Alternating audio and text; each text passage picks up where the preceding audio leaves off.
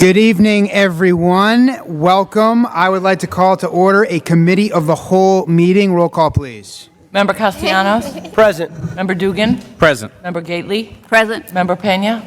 Present. Member Reed? Present. Member Satterwhite? Present. Mayor Nicholson? Present.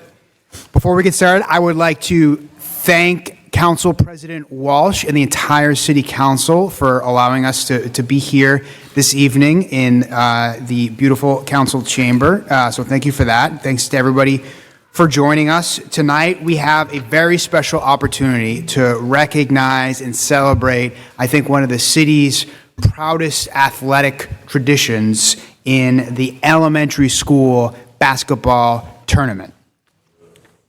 So I would like to thank Member Dugan for helping us organize this, as well as Mary Jules from the school department and Danielle Smith from my office. Thank everybody for being here, and congratulate first all of the students in the Lynn Public Schools, the hundreds of students that participated in this year's elementary school basketball tournament.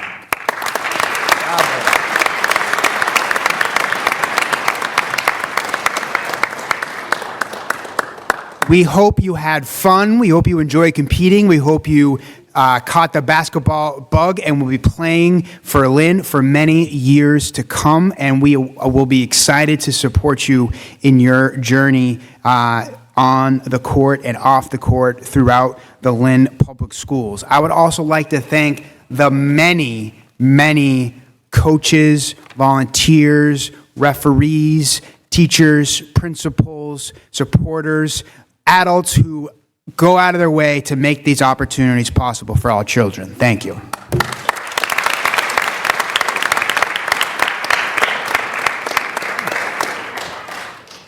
And I also would like to congratulate our champions.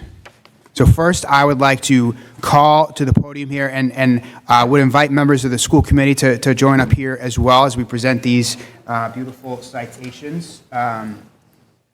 Give folks a minute. I will leave it up to the coaches. We have a certificate from each of the winning teams, and so I'll leave it up to the coaches how you like to organize yourselves. But we're going to start with the girls winners, and it's organized by division, as I know you all know. And I'll read this first certificate so you'll know what folks are getting. It says, "The Lynn School Committee hereby extends with immense pride and appreciation its most sincere congratulations to Ford Elementary School Falcons,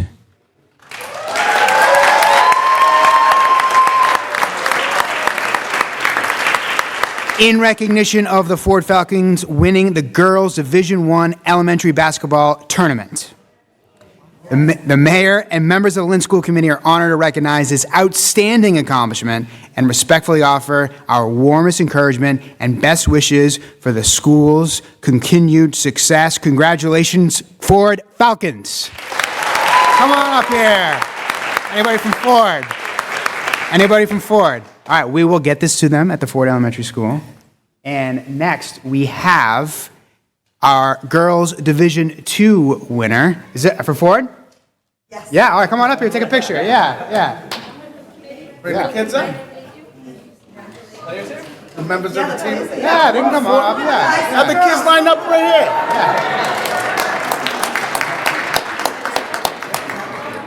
I got the big ones.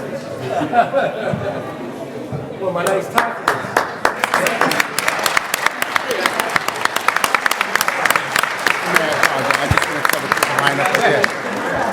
Children, why don't you line up over here? Why don't you line up in front of the podium? I never shook it. Shake hands, guys. Thank you. I need to shake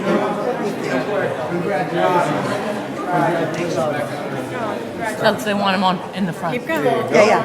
I just want to make sure they all get down. Oh, great. All right, let's get a picture. Okay. Looking this way. Big smiles, everybody.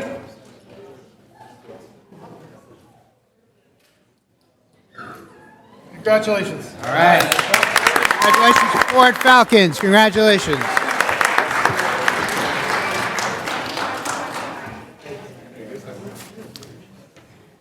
Next, it is my honor to congratulate our girls Division II champions, the Callahan Eagles.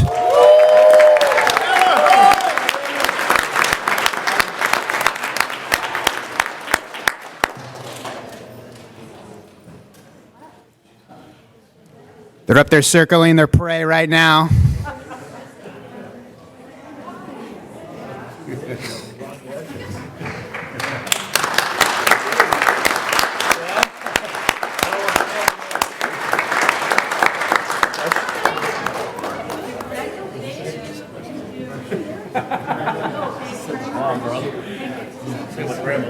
I'll come in a line here. Oh, no way.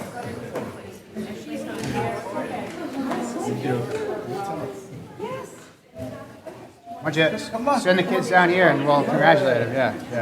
Thank you so much. Good work. Good job. Good job. Congrats. Good job. Congrats. Congrats. Good job. Good work. Congratulations. Congrats. Go Callahan. See ya. How's everything? See ya. Again, all right. Yeah, all right. Picture.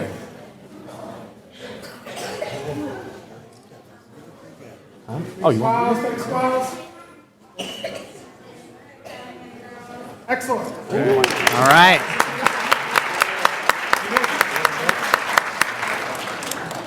Congratulations again, Callahan. And next, the girls Division III champions, the Aborn Owls.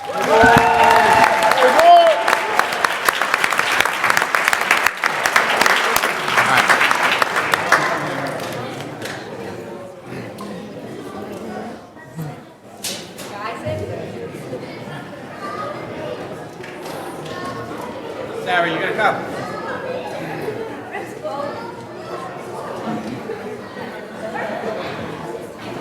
Good job.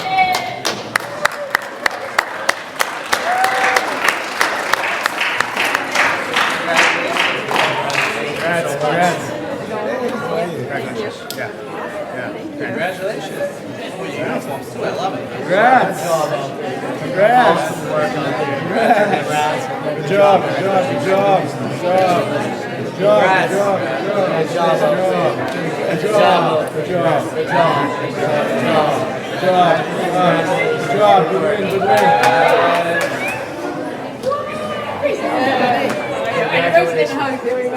Hugs him out. Of course. Where's he at? I was like, I don't feel right. Go. Congratulations again. Stay still. Stay still. Look at this way. Excellent. Thank you. All right, everyone else.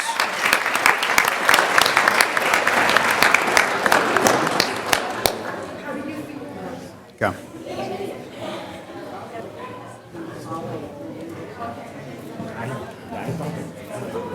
Now moving on to the boys champions, we have a answer to the girls winners for Division One. Again, welcome the Ford Falcons.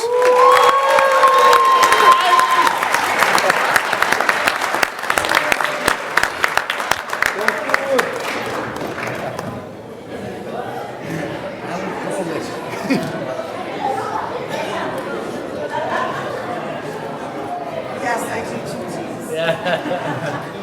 Something like. I got the thing on here. Yeah. I got it on here. You gotta work your way down the line. We've improved on the system already. Good job again. I did too. We got some Some wall teams have spells. one coaches. This two teams have one coach. Congrats. Congrats. Congratulations. Good work. Congratulations. Congrats. Congrats. Good work. Congrats. Congrats. Good work. Good job. Congrats. Good job. Hey, what up? Congrats. A bit more. Right to the edge. Good job.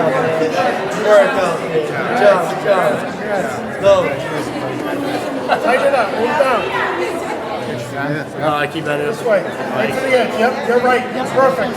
Everybody move down. All the way. Keep going. Keep going. Keep going. Keep going.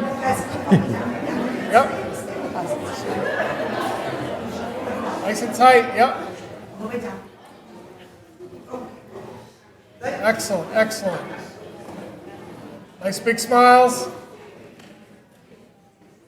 Thank you.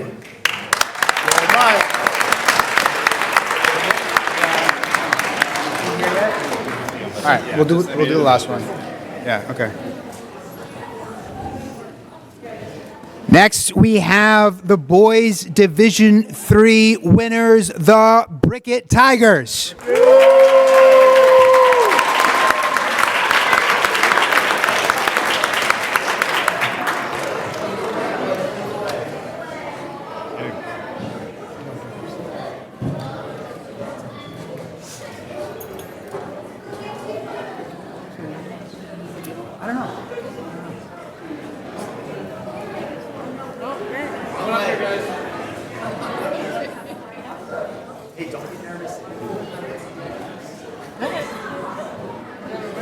Come on up, boy. Oh, no, they're the leaders. They go first. Thank you. Thank you so much. Thank you. Thanks for having us. Congrats. Thank you for having us. Work. Congrats. Go Celtics. Yeah, congrats. Good job out there.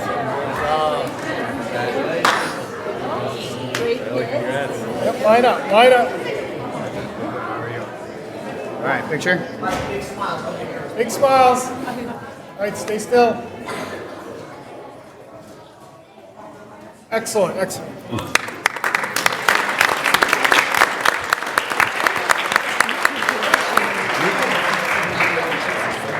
And finally, the boys Division II champions, the Shoemaker Sharks.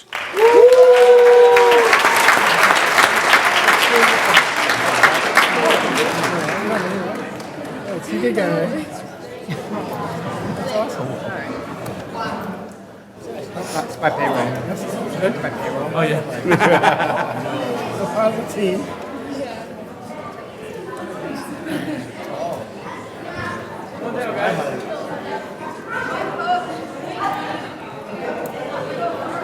I'm not the coach, I'm still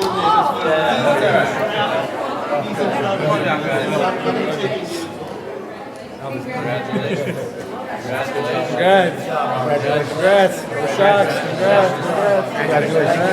Good work. Congrats, man.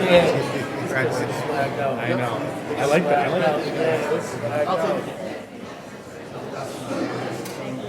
Thank you. Move over just a little bit. Keep going. Stop. Perfect. I don't want to Hold be that up. Jared. His hair looks way better than mine. Look at this way. Excellent. Thank you very much. All right.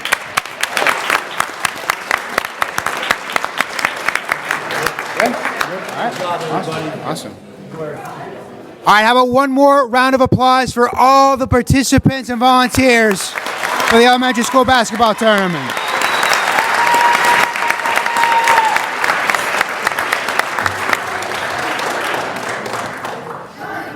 We really appreciate everybody's commitment, all the hard work that goes into this opportunity. And again, we hope that it inspires you to continue to compete, to continue to participate. And please know that we will always support you in those efforts. And we're very, very proud of all the participants. Congratulations.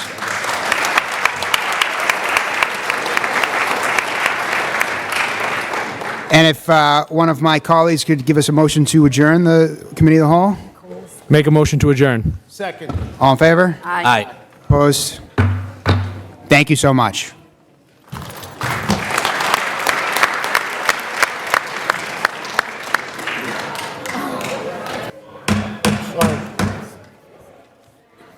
I'd like to call the Building and Grounds Subcommittee meeting to order. Roll call, please. Member Gately?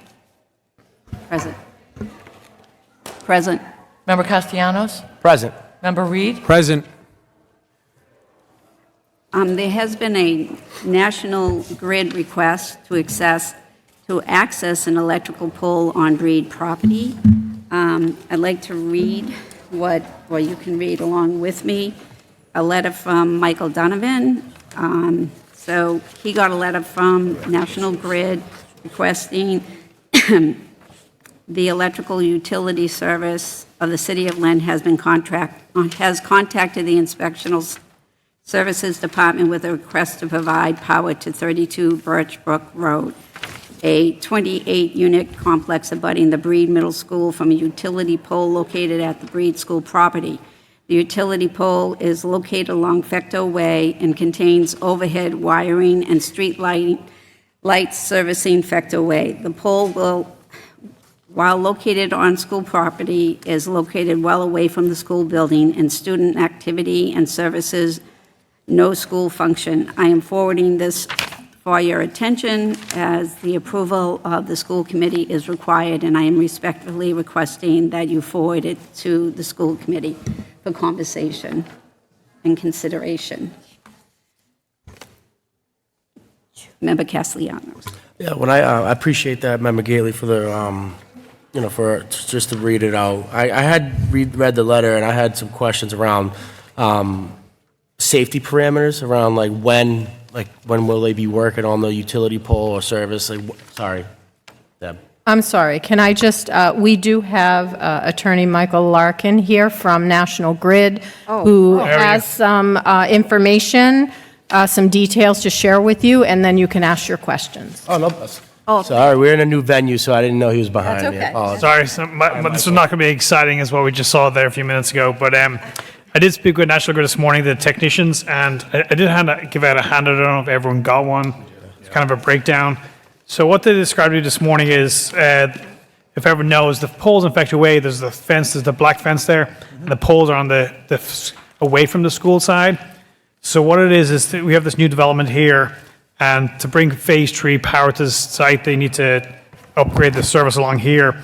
So we're actually asking tonight is, National Grid has the rights over the poles right now. And if you go on the second page, I don't know if everyone's got this smaller diagram. Yep. What it technically is actually a few foot, I think it's less than 15 feet from the final pole just to cross over to this property next door. So most of the work is going to be, the underground work is going to be right there. And it's just that, so what we're requesting is that easement access from that last pole to the new development across the way. I don't know if everyone's seen it. Oh, actually, he's going to pass one out right now.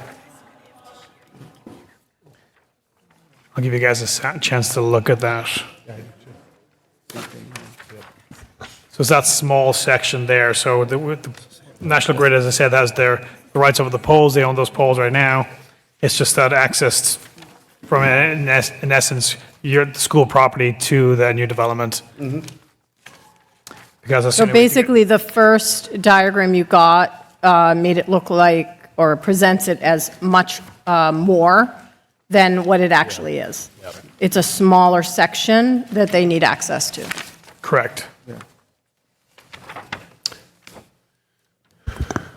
you have any questions? Well, my questions were, I go back to the safety parameters and the timing of construction and kind of the logistics of That's the what my question was, actual. Brian. My question was Yeah. the time.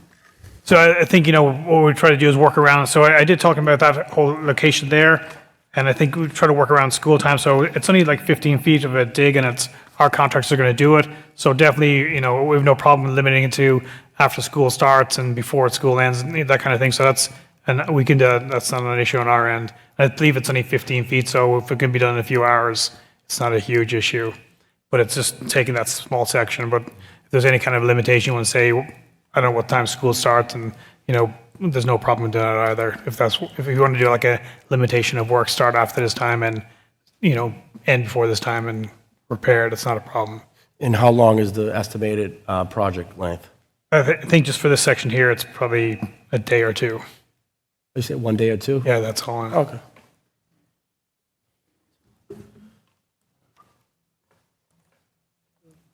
Just want to comment on that. Oh. Member Gately? So 1 or 2 days, do we have a start date? Until it gets approved, then I can again get the paperwork finalized. But I'll come back and notify everybody what the actual start date is. That's not an issue. And I really would like to have you winnow down to the time. If we start What time does Reed start, at 7:15? Reed's a 7:30 to 2:15 school. So, and would Callahan be affected? I don't think so. It's down further on Fecto Way, away Yeah. from the entrance to Callahan. So could you fall within the perimeter of Reed, because it's heavily trafficked? Yeah, it is, In yeah. that area, and I would say probably 10 o'clock would be better than to go too early, because all the schools in that area are going to school at different times, Classical, Callahan, and Reed. So There's a lot going on in that whole area. yes, we really have to be, especially if it's happening in May or June. During the summer, I don't think it would be that big of a deal. Yeah, we'll totally work with you guys to get that coordinated. Okay, thank you. Or comment. Thank you for the presentation. I appreciate it. I'm okay with that. I see where, you're 15 feet away, but all I ask that if they break concrete there, can they replace concrete? Yes, Not- no. not asphalt, and if there's asphalt, please properly grade it. So we'll just replace it exactly the way it is right now. Yeah, and, Yeah, that makes Make sense. sure that we, if we have concrete on our grounds, make sure we replace it with concrete, and if there's asphalt, make sure it's nice and graded and stuff. So what I'll do is I'll take before pictures and then I'll present to the board, and then we can show the after pictures as well. I'm assuming someone from the city may come out and just inspect it at some point as well. Thank you. Any other questions? Have a motion? Make a motion to move forward to the committee of the whole. Is there a second? Second. Vote, please. Member Gately? Yes. Member Castellanos? Yes. Member Reed? Yes. Motion to adjourn? I make a motion to adjourn. Second. Member Gately? Yes. Member Castellanos? Yes. Member Reed? Yes. Thank you. All right, next is the open mic session designed to provide an opportunity for citizens to express their views on matters of concern to the school committee. The sessions are not designed to encourage debate or lengthy exchange of views, but are to have the committee understand numerous points of view. The committee would appreciate speakers keeping their presentation to 3 minutes. In order to accommodate as many people as time permits, the chair reserves the right to limit the number of speakers on the same topic to 3. All speakers must be at least 18 years of age or enrolled in high school in the Lynn Public Schools District and having discussed their views with a student government representative. The chair reserves the right to rule the speaker out of order if they feel that the speaker's comments are personal in nature. If a speaker's comments are directed at a school committee member or a member of school administration in attendance, that member, through the chair, may address the individual. The sessions will promptly commence 15 minutes prior to the start of the regular school committee meeting. State your name and address, please.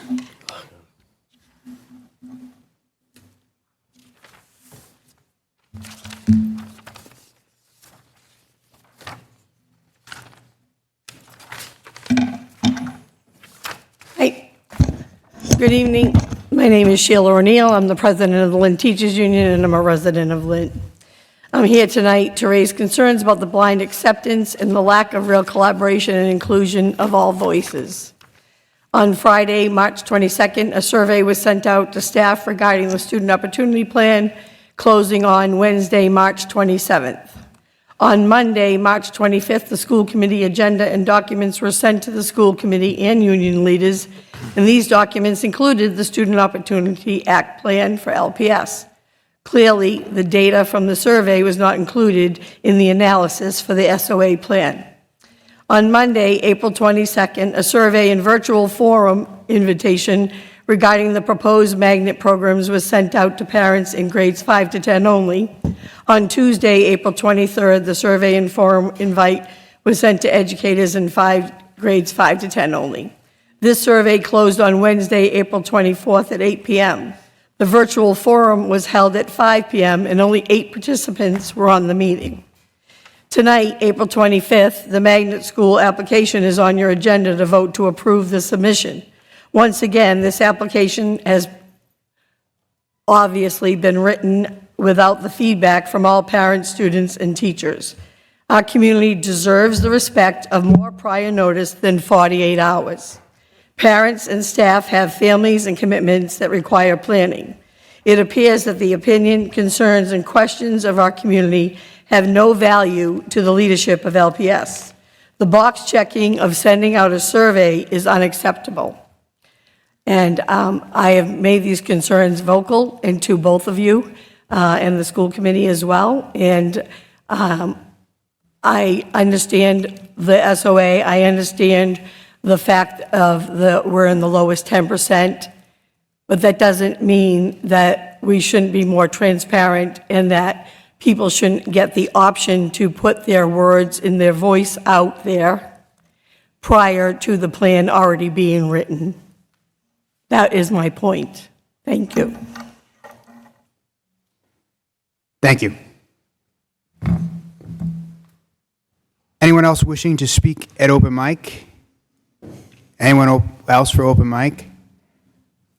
Last call for open mic. And that will close the open mic portion of the evening. And we will move into the 8th regular meeting of the school committee. Roll call, please. Member Castellanos? Present. Member Dugan? Present. Member Gately? Present. Member Pena? Present. Member Reed? Present. Member Satterwhite? Present. Mayor Nicholson? Present. I would also like to welcome back our student representative, Didi Oxriana.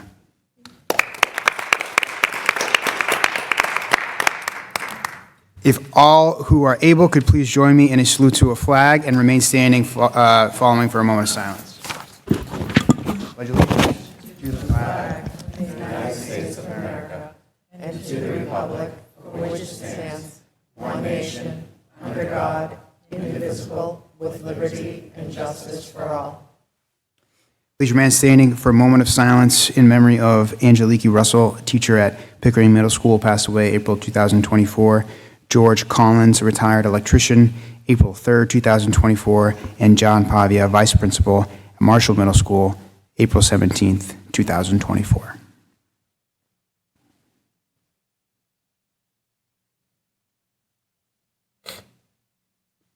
Thank you.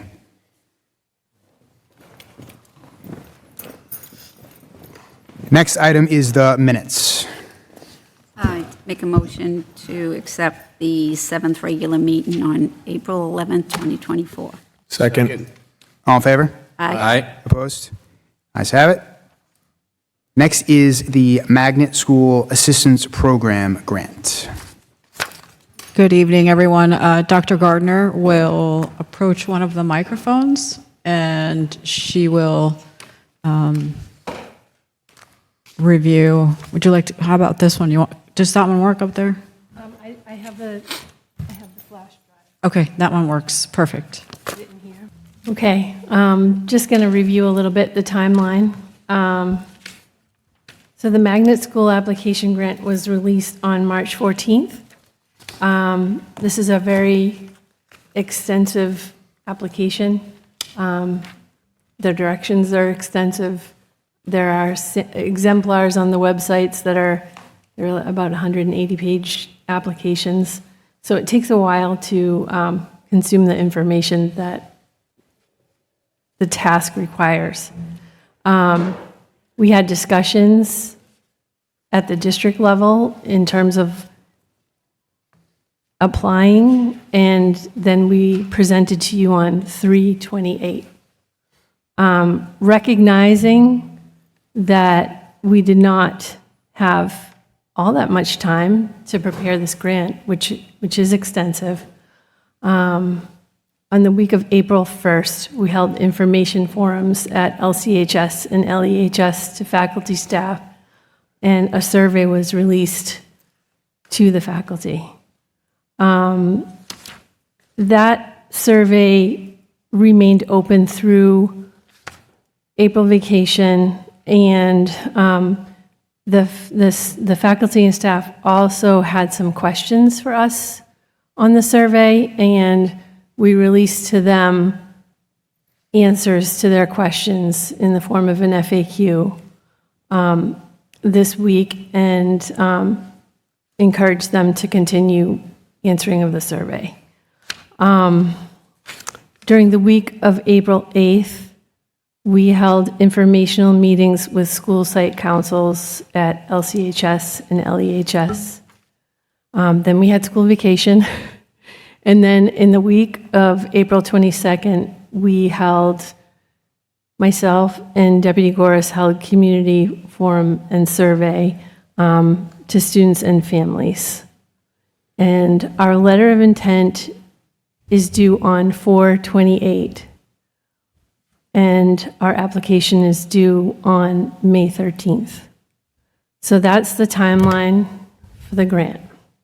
I want to just publicly say to the school committee that when I presented to you on 3/28, I presented that we would be writing the Magnet Schools grant for English and classical. In the interim period between then and now, we added the STEAM Academy to the Magnet Schools grant. And we made that decision in part due to just a changing budgetary picture as we work through the budget process at LPS, because we've been working on the STEAM school with over 12 sessions. We've been working on that since January with a design team.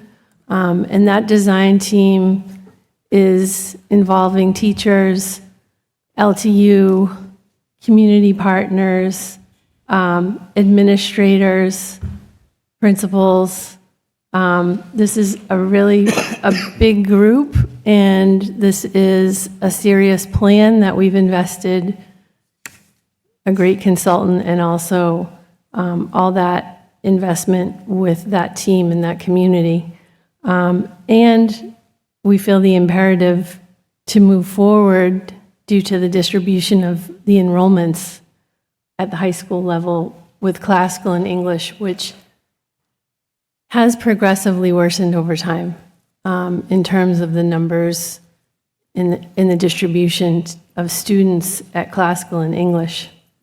So I want to say that to you because I know you were presented different, STEAM was not in that list of schools when I first presented to you on 3/28, and so I just wanted to share how that decision changed to add a third school.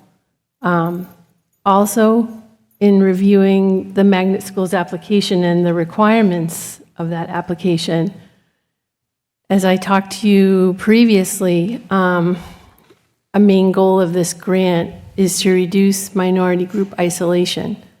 So if you open a new school, and we have put some great resources into opening the school in planning and design, and it's exciting, and the theme is STEAM, which is very exciting. We want all three schools included, and we want that excitement to be around all three schools, to be innovation schools, so that we have great school choices across all three schools, and not like one is just sucking away numbers. So we think there's wisdom to applying to all three schools, and it makes budgetary sense to apply to all three schools because from that $15 million over 5 years that we are eligible for, we can accomplish a lot. We can bring excellent professional development to teachers and supplies, equipment, state-of-the-art equipment that we would otherwise not be able to provide. With our budgetary outlook, we can provide what you would basically expect in a classroom, a traditional type of classroom, but we could not bring in the state-of-the-art, excellent equipment, and I think that is well worth it. I think it's a great decision, and it's exciting for the schools.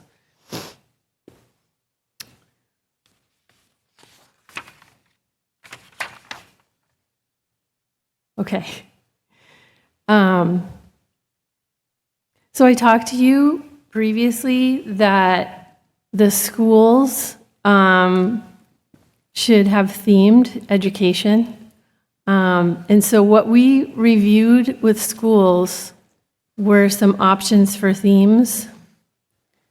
And you can see we have engineering, environmental and life sciences, financial technology, medical health sciences, IT and computer science, visual and media studies. Most of these themes are trending toward STEM, and there's a reason for that too.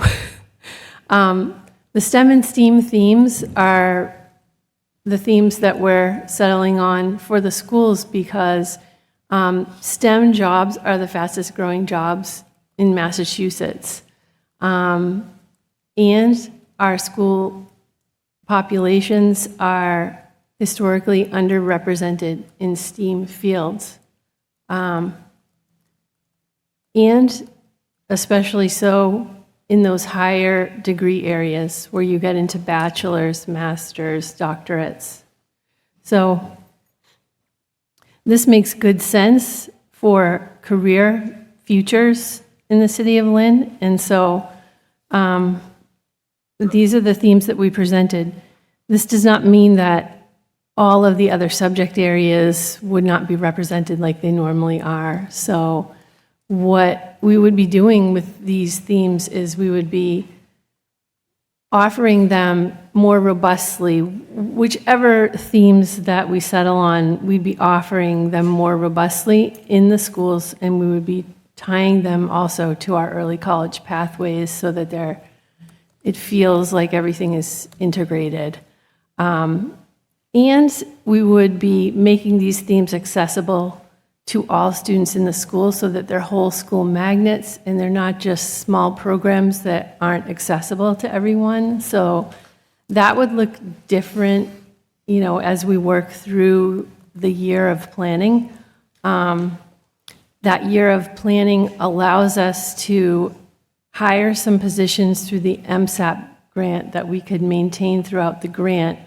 And that would include a curriculum specialist and integration specialists that could help us integrate the themes throughout the school and make those themes accessible to all students.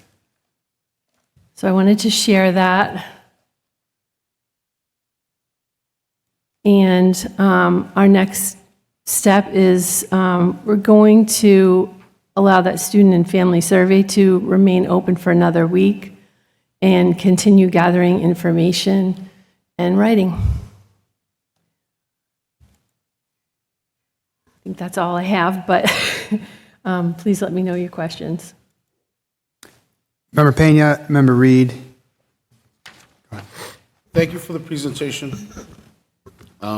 Pretty excited if we come to term with this. There's a lot of opportunities for our students, especially when we're bridging the gap and things. I had a question on the design team. They started in January. Who were the stakeholders again in the design team? You had teachers, principals. So we have teachers, principals. Deputy Goris is there. Deputy Cohen is there. Our Chief Academic Officer, Patty Hebert, is there.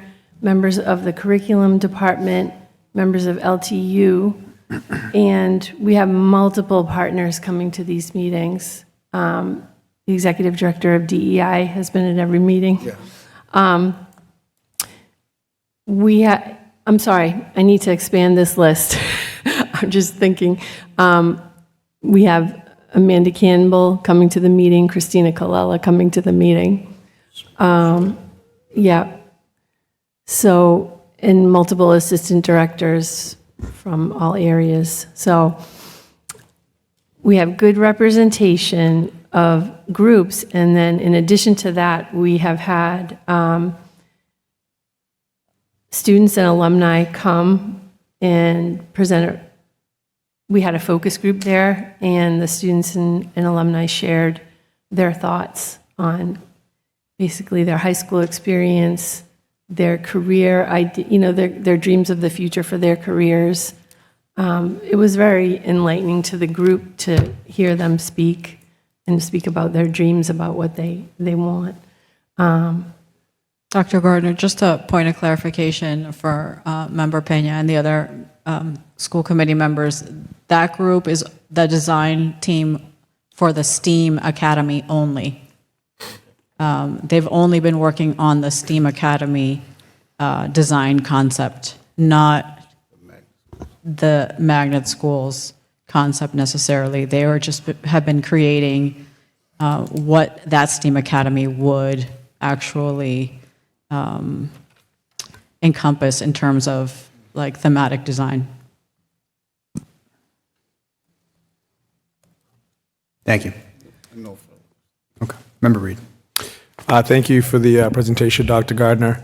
I appreciate it. And, I'm sorry, I have quite a few questions on this one because we're voting on it today. I appreciate the thorough reasoning for adding FECTO to this, the STEAM Academy, to this list.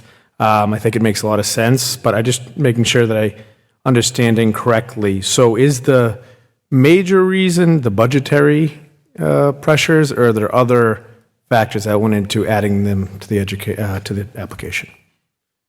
I would say it's both reasons that I stated, that it had to do with the budget factors.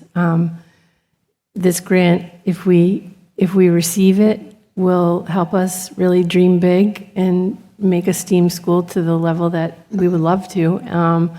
I want to clarify to everyone listening that this grant cannot pay for capital expenses. So what we can do, and what we could do for all three buildings, is we could create upgraded science labs and maker spaces. We could put excellent equipment, the types of things you need for the different disciplines that we would be offering. We can provide staff training, but we can't remodel buildings. We can't do, some other things. So I did hear that there was a concern that we would be taking like a lot of the money toward the STEAM building, but we can't.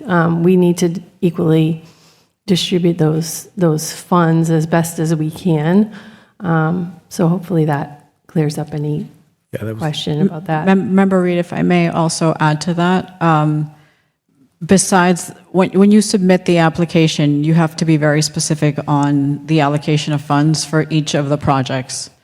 But in addition to the budgetary constraints that we're facing as a district at the moment, and will probably face for at least 2 or 3 of the upcoming school years, the primary purpose that Dr. Gardner stated about reducing minority group isolation and being able to offer those choice seats, because the utilization of English and classical are way over capacity, when we write that narrative to the Department of Education, it will be very clear that we've blown past probably 150%. And their question, in my experience, will be, how are you going to offer seats to students if your classrooms don't have space? And so the opportunity that the STEAM Academy presents as the relief of seats in order to level our high school populations, right, and reduce the number of students at English and classical, will make the case for why we also needed to include a brand new STEAM Academy, if that makes sense. Yeah. Sure. Clearly in an application, that's how they would look at it. Yep, for sure. Just a couple logistical questions. I assume that the STEAM Academy then still cannot require any merit-based applications, because I believe last time as part of this grant, the school-based programs could not. Is that That's correct. Okay, and so The I just think. the Office of Innovation and Improvement for Department of Ed releases this Magnet Schools Assistance Program grant. Part of the requirement is that that it is interest-based and that there is no application, merit, or selection process for students. So what happens in an instance when there are more people who want to go to a particular magnet school than are allowed to? Like, for example, I think if FECTO is kind of the new STEAM academy, a lot of people might want to tend to go to that school Right. dedicated solely to STEAM, and that might not be the case in. So like just as in any other system or school system, right, where you have, like if right now currently, under the policy with Frederick Douglass Collegiate Academy, if you have more applications or students that want to go there, you end up having a wait list. It's So necessarily. is it random though? Like, what is the? Well, for choice, it is right now. But the whole point is that if we had 700 seats open at one point, right, they're not all going to open at once. That's for sure, because opening 700 seats would require. It's a monumental effort to open a school that size all at one time. But if we opened 300 first year, added 200, 300 the second year, it's definitely possible. You would have probably students that are waiting for seats. If a student declines, you take the next student. It's not about merit-based, it's just basically first come, first serve. Yeah, and then lottery system. Right. Yeah. Okay, that makes sense. And then just on the themes, I kind of tried to ask this last time, but I'm still a little confused on this. So say we implement an IT theme or whatever, pick your theme. Are the classes then that are added, are those like new electives, or from a curriculum perspective, would those be tied into sort of the current classes plus Can you go additional? back to that screen so we could look at that slide, please? So it depends. We have offerings already, and what this does is, depending on which pathway it is, expanding offerings. If you're talking about IT and computer science, and we don't offer, for example, we weren't offering necessarily advanced placement computer science, and Deputy Cohen, right, and the academics team placed that into our program of studies for this coming fall. So it's really about adding courses that we have teachers already in place and we have students that have the desire and ability to take these courses, and we haven't offered them in the past. And then just the last question could you just give a quick breakdown on what this looks like, I guess, from a longer perspective in terms of like next year, if we submit this next year, a year after, et cetera? Yep, so next year would be a complete planning year. And like I said, there would be people working on developing everything that we need to develop for the schools. And then the second and third year are the implementation year. Implementation years, and professional development is provided all the way through. And in the fourth and fifth years, you're working on solidifying that implementation and working towards sustainability. Thank you. Member Castellanos, Member Gailey. Dr. Gardner, thank you for your presentation, and my colleagues for the really in-depth questions. I do want to just note, I think today before we started, we heard, the need to ensure input from our stakeholders. I think it's imperative that we include stakeholders during these processes, right? And especially when these type of these are large takings. This is a large process of change, right? I do feel a little bit better once you guys have explained. I know Dr. Alvarez kind of laid it out, but I do have some reservations. I have a question around the funding. I know it's a 5-year award period. So after the $15 million, right, say we get it, we go through the process, what does this look like after that 5-year period? Are we under like a reassessment? What are some of the success targets, like the milestone? I don't know what that looks like for sustainability purposes, because if we do invest, like I said, like I hear these systems, right, these updates, but many of those updates require fees and kind of long-standing contracts. I just don't want us to go into a process where we do get funds and then we're set up into, again, fiscal concerns down the road. Does that make sense? Sure. I can answer that, Member Castellanos. So there's two goals in terms of, one is the professional development with teachers to make certain that our teachers are those educators that are providing the delivery of instruction for sustainability purposes. We continue to work with, we want commitments from partners that would initially either be on board with supporting the grant. It does require letters of support from some of the community partners.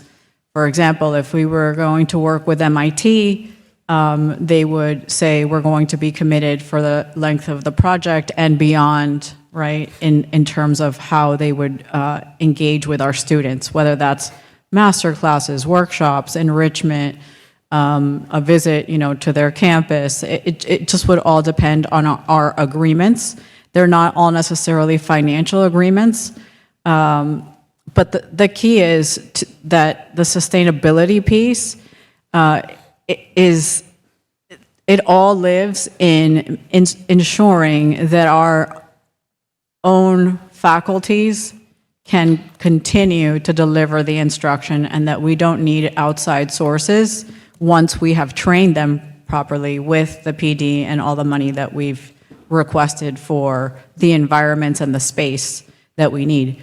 Is there upkeep like anything else, right? You always, in 5 or 7 years, you're going to need to buy new science equipment. You're going to need to buy a new microscope. You're going to need to buy new, books or what have you, resources. And that is has to be part of our district commitment. But that's an ongoing commitment because we're doing that currently. That would not change based on the themes.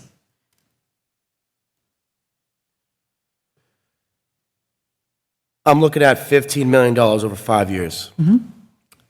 We can't use it for any capital improvement. No. Right? So No, there is no exception to capital improvements. It's generally software, hardware, no electrical upgrades, no construction, no capital improvement, physical upgrades. It's only what students need in the environments to either do project-based learning or engage in the learning that we've said that they are going to, the delivery of instruction that we have in the scope of work. Okay. And I think the example that you use in strategic partnerships is, I like that. I like the partnership idea, but with the idea of having opt-out clauses. I don't want to be tied in. Just for the record, I don't support partnerships that do create fiscal challenges that lead us into a really concerning era of funding issues, because some partnerships do have caveats. MIT is great. That's a good example because they have wonderful, spaces and innovative programming over there. It would be wonderful to partner up with MIT. I know that was an example that you just threw out there, but there's also the fiscal precautions that we need to take when we look at these type of grant programs. And I'm not sure, I know the application is going to get sent out, and there probably is more to the criteria implementation, right? When you guys get, it could be partial too, it could be a partial support, or is it? Well, they can choose, for example, we could ask for 15 million. They could choose to say, based on the scope of the project, and the awards that they're giving, because it is extremely competitive, right? I've seen years where they do, there's over 100 applications and they select 9 districts or 7 districts. So it just depends on, we could ask for 15 and they give us 12 over 5 years. And to your question about, how are we evaluated and what does that look like? There is evidence collection every year that's why they allow for a project director who reports, right, to LPS and is also responsible to the Department of Education, Office of Innovation and Improvement. I filled that role for a number of years, and you're really looking for an educator that can not only navigate instructional delivery, but also statistical analysis, because you have to work with, they require you to hire external researchers to do an annual program evaluation to see if your project is working, to continue the yearly funding. And so that's part of the evidence that you provide them by saying, you know, here's the increase in student achievement based on, because we're looking at our students with this funding as a treatment group, say it were a research study.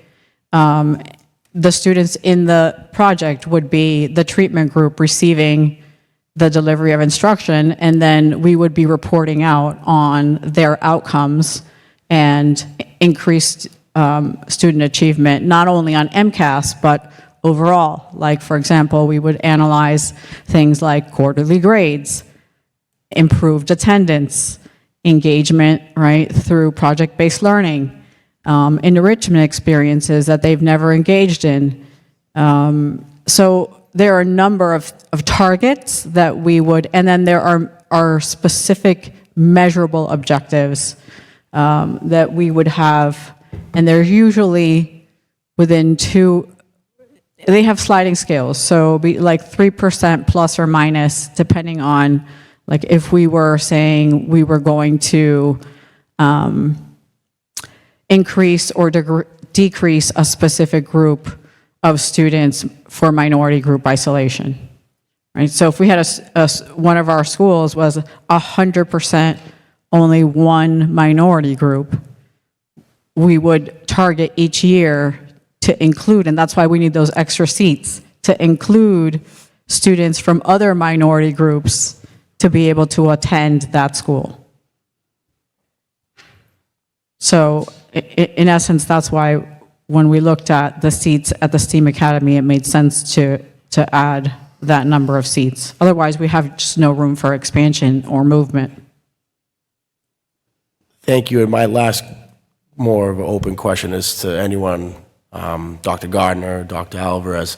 What are some foreseeable challenges that you see? I know I see a lot of the positive from the pros, but we'll want to have a real open conversation about the feedback that we got, some of the, the concerns that we've been presented with, and I just would like to have a pretty open conversation around what those look like, what that meant to you guys, as you guys are you're the practitioner of this proposal and working really closely to it. Could you just talk about that, please? I think all good educators say that life is a continuous learning process.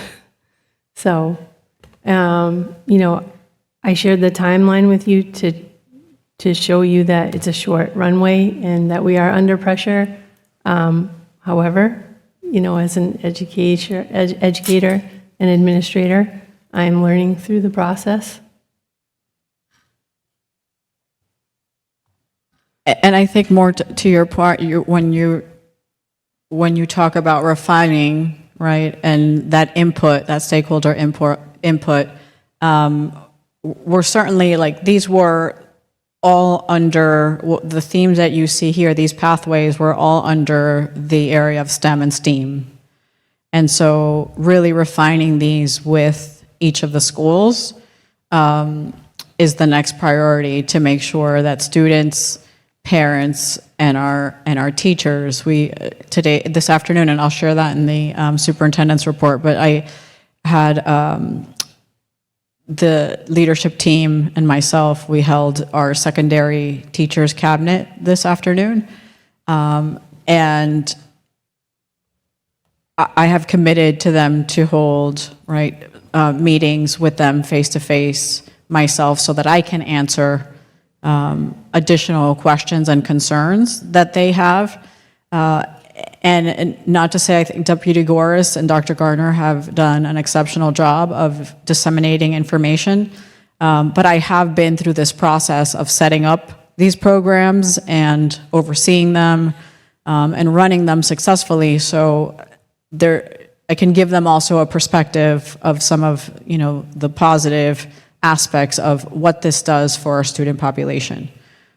So I committed when I shared with them today that I would absolutely do that. Can I also add that in the presentation, which I shared with all of you, of what was shared with the faculty at the beginning of the month, all of these pathways are tied to on-demand careers in this region. And so we looked at the Metro North Regional Employment Board report on what are the top jobs that would be employable in the future that we need to fill. And we want to make sure that our students are the ones that are able to fill those. And so these courses really support that. And we're also looking at engagement of our students so they see a relationship with the world that they're living in now, what they're learning at school, and what's going to be asked of them in the future in their careers. Thank you. I have Member Gately, Member Dugan. Go ahead, Member Gately. Okay, I have a few questions. One, I was over at Classical High School the other day, and so, of course, I asked questions of faculty over at Classical. One question that I want to clear up is that this grant money that we're getting is on top of what they would have for a budget in their school. The $1 million would be on top of it. It would be like money to buy materials for engineering, all those strands, or environmental science. Right, so none of the federal grant funding can supplant, it's just like any other federal grant, you can't supplant any materials that we would normally purchase. This would all be for the scope of work described for thematic learning. So that would be on top of it. Correct. So I wanted to clarify that. The second thing that I have down here, the training. I know that myself personally, I went to Project Lead the Way in engineering. I did Intro to Engineering. I did design thinking, problem solving, 3D modeling, CAD, prototyping. Didn't do the robotics, and I really didn't get into architecture. That would be a little bit further up. So what my personal experience is for the committee is that on top of the regular course load of math, English, science, and history, they'll still be taking their basics, right? Yes, that's correct. So they have to take those credits. This would be the attractor, and kids used to, and I don't, it's not because I'm greatly gately or anything, but they used to run to my class, and they used to like my class. It was something different. It was hands-on. They could think, they could work together, they would come out with projects, and it was an asset. I had one student, and this is at St. Mary's, and he was a lost soul. I like to call people that don't have direction a lost soul. So he was like a little lost soul, and he really just decided he liked my style of teaching. So he graduated probably 2 years ago from Wentworth in architecture. And that's the kind of connection he needed. So he could, and he was paying for his education, and he could go through this, and he could be successful. We did have engineering at Tech. I don't know if they still have it. Environmental and life science, I recruited Dave Winchester into Classical High School. He has developed an unbelievable environmental marine science, program. And if you ask students at Classical, you ask students, they want to go into his class. They want to be in his class. They want to look at those tanks. They want to talk about the organism, and that's what this funding will pay for. Will pay for all the organisms, so he's not paying for it out of his pocket, because they do have them, and he's paying for it out of his pocket. Thank you, Dave. And then as far as financial technology, I've heard many people asking for this recently. They want to see that in the school. And then the other question, the medical health services. The question arose while I was at Classical was that if you have a room and you have like hospital beds and you're teaching people the medical health services, they don't have the classroom space to be able to have a teacher go in there and teach reading or teach math. So we're going to lose space when we put in these new programs. That was another question. So I'll let you talk about that. I want to say that, when we're getting preliminary budgets for this, the curriculum department is working on gathering budgetary information. And one of the things that I had to say was, can you please dream big while you're working on the budgets, imagine a Lynn Classical and a Lynn English with more breathing room and more space, because we're going to be moving enrollments, we're going to be moving opening seats in other places. So that's what you have to think about, not the school as it is right now. And then one other. And if I can, I just, in imagining this, right, and in the vision of it, even when we think about, you mentioned medical health sciences, and I think about pharmacy tech, I think about sports medicine and opportunities where we desperately need to strengthen our athletic programs and tie that, right? Make the learning for students relevant to science, math, medicine. And I also envision, because there are many programs that aren't even magnet programs, many high school programs around the country where they offer sports medicine, and they even do therapy for their own athletes under the supervision of a teacher, and they have incredible training equipment. They have therapy equipment. And so when I think about the needs in the high schools and reconfiguring some of the spaces, as Dr. Gardner says, it's really thinking about when we redesign a space, just like we did at Breed. We had to do 5 classrooms and take the media center, right, and move it somewhere else. We moved the media center to a different location. We didn't get rid of it, we just moved it. And so this is sort of the same thing. It's really being creative about how we think about spaces. And I just have, the other ones, I know gaming is a big interest of students. But one other thing was, when you talk about planning, what stakeholders, are teachers part of that stakeholders? I'm glad you asked me that, because you mentioned Dave Winchester, and I'm very thankful for Dave Winchester, who is on the STEAM design team. So, in also Northeastern, our liaison with Northeastern, who also works with Dave Winchester, is on the design team. And for both schools, we envision a design team. Both of the other 2 schools, we envision a design team process that's similar in bringing in partners. So one other question, and then I'll be done, Mr. Mayor, is like the training.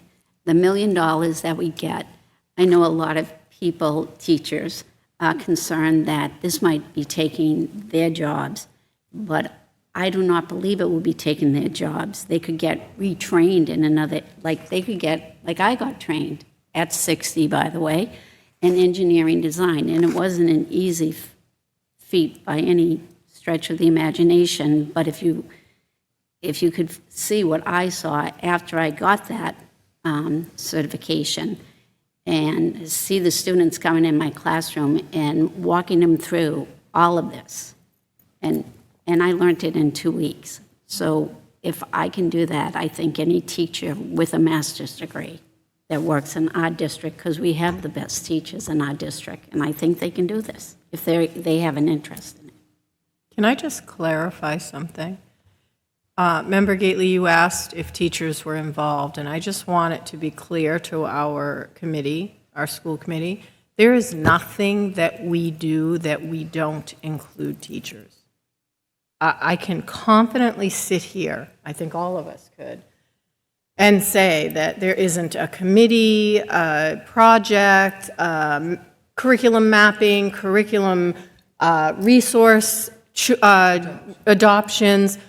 No matter what it is, we include teachers in the process. Now, you can't have every teacher, right? We have thousands of teachers. But we do always have a good representative of teachers on anything we do. And I just wanted to clarify that. So that will happen with the planning. Of course it would. We get the money, now we're planning. Their one voices year. are the most important voices. They're on the ground doing the work. Definitely.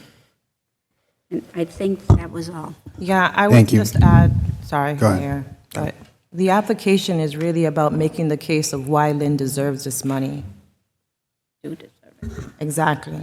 And our way of presenting it to the faculty at both of the large schools, given their relationships with the students, is what do they see as, the high interest leverage for their school to be able to offer some really good choices in college and career pathways.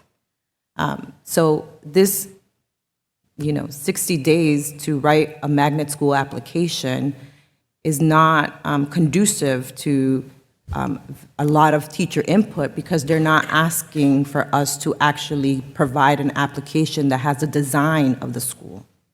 What they're asking for is what are the interests? How is that related to the regional employment in the area? How is it going to impact teaching and learning? What is the professional development that would be needed? And what would be the cost of supplies and materials? Along with what are the evidence-based programs that we'd be using in order to measure our outcomes. That, our teachers don't really need that level of input because that takes them away from the teaching and learning, and they will have that in the design year. They give us a whole year to design. And that's really where we engage. We want representatives from teachers, community, parents, students, and our partners, employers and colleges and universities, to really design these programs for our students to, what I hope is that they leave with a high school diploma and some kind of certification so they can make a livable wage. Thank you. Thank you. Member Dugan. Thank you. All this is very exciting to me. Every step of the way that it's been presented to us, it's been very exciting to me. The part where that kind of gives me, I guess, a little anxiety or a little pause is just sort of been the rollout. Deputy Superintendent Goris, what you just explained to me made me feel a little bit better. So I guess my whole thing is just, making sure that we don't shoot ourselves in the foot before we get this thing rolling, because we are all excited about it. I mean, you look at these things that we're trying to present to our students, and it's, it's life-changing things. So we have to make sure we're rolling it out properly. And I think there's been some things, the last couple of weeks that have come to our attention that, a little concerning with the rollout. We're voting on a couple things a little bit later with all of that. So I guess not really a question, more of a comment. Just, this is very exciting stuff. We're all very excited about it. At least, well, I'm speaking for myself. I'm very excited about it. But, just the rollout of it, please, please, please make sure we get it right. Make sure that, we get buy-in. Change is tough. We all know that. I'm a teacher myself, especially sometimes with teachers. You get stuck. I don't want to say stuck, but you're used to a certain way of doing things, especially some of our veteran teachers. And so, just please make sure that their input's being heard and their anxieties are being heard as well, because it's critical that they buy into this. It's critical that they buy into this. And, also the other part of it is it's critical that we're in the community and being able to explain this. And I don't know if I can completely just yet, you know? So that's another part of it. So just, you know, the rollout, really, really important in my mind right now. We're in the beginning stages of this. We're making 2 really important votes later. The first 2 steps, I think, in this. Yeah, I guess that's my whole comment on it. Yeah. So to your point, Member Dugan, today, one of a very positive thing that Dr. Alvarez brought into the district were the superintendent cabinets, right? We have an elementary teacher cabinet, a secondary teacher cabinet, and then she has her student advisory group. Today was the secondary teacher cabinet, and we had an agenda, a specific agenda that we had planned for today. And the teachers that are on this cabinet asked Dr. Alvarez, can we go off agenda? Because they had concerns about what the agenda was and concerns about the magnet process. And they shared what their concerns were. And when Dr. Alvarez and Dr. Gardner and Deputy Superintendent Goris shared the process, shared this information, there was a whole group, actually I would say all of them, quite honestly, but there was a vocal group that said, had we heard this before now, we wouldn't have said anything. It was like an aha moment for them, but it was also an aha moment for us. You know, there's a leadership book out there, and right now I can't think of the author, but it talks about vulnerability and leadership having vulnerability, being willing to be vulnerable. Today we were vulnerable. Dr. Alvarez and I had a conversation after that meeting about, okay, like they want to hear her voice. Yeah. Not that these 2 are not saying great things and doing the right thing, but they want to hear from her. And that awareness, you know, today spoke volumes. That's nice to hear, so I appreciate that. Thank you. That's great. Great. Thank you. Thank you, everyone, for the questions and for the presentation. Thank you. Yeah, we'll take a quick recess. Quick, Greg. All right. Next item, we have a field trip request for Breed Middle School Grade 8 to go to Canopy Lake Park in Salem, New Hampshire on June 7, 2024. What's the recommendation of the superintendent? Make a motion to approve. Second. Oh, sorry. Not yet, Member Reed. Superintendent Reed, I'm all for your recommendation. Someday. What is this will of the committee, Mr. Reed? I make a motion to accept the field trip request. Is there a second? Second. All in favor? Aye. Opposed? Ayes have it. Good news. Deb's back. Fresh recommendation went well. Sorry, Deb. Sorry. Give her a second.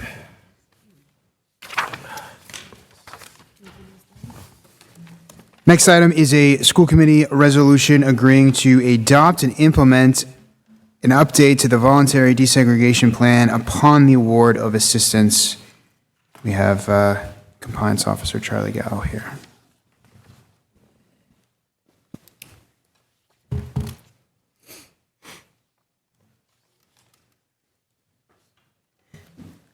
Good evening, Mayor, Superintendent, members of the committee, members of the administration. For the record, Charlie Gallo, Lynn Public Schools Compliance Officer. Thank you for having me here tonight. There are 2 agenda items. One is about voting to support the grant overall, and prior to that is a vote to amend the Lynn Public Schools desegregation plan upon receiving an award of assistance. So everybody hopefully got a yellow binder, and I'll sort of walk you through that now if that's okay, and if you have questions, happy to take those as we go. The Lynn Public Schools voluntary plan for school improvement and elimination of minority isolation is commonly referred to as the voluntary desegregation plan. It's this document that you have just for your reference. But this was completed in 1987, amended a couple times since that, and has been upheld in the courts in the Commonwealth as recently as 2005. What it does is it seeks through a system of transfers to balance racially across the Lynn Public Schools. And on page 22 of that document, it includes an unimplemented plan for the creation of magnet schools at the elementary level and at the then junior high school level, with respect to only one junior high school, which is now Thurgood Marshall Middle School. At that time was Eastern. So what you have in front of you then is an amendment to the Lynn Public Schools Voluntary Plan for School Improvement and Elimination of Minority Isolation, an amendment to section V-5B, so V-B, magnet schools. That's this document.